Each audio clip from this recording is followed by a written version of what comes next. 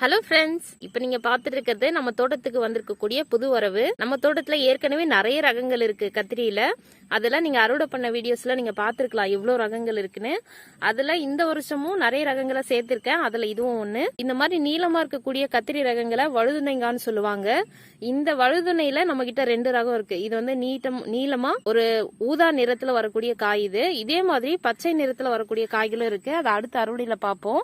இந்த ரகம் நம்ம தோட்டத்துல ரொம்ப சூப்பரா வந்துட்டு இருக்கு. பாருங்க எத்தனை காய் இருக்குன்னு. இந்த ஒரு கிளையில இத்தனை காய். இப்ப நான் அடுத்த கிளைய காட்டுறேன் பாருங்க. ரொம்ப செழுமையா, செடியும் பார்க்க ரொம்ப சூப்பரா இருக்கு.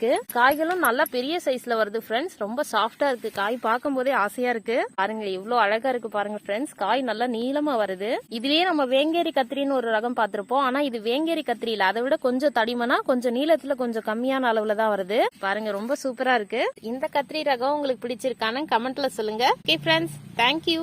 Thanks for watching.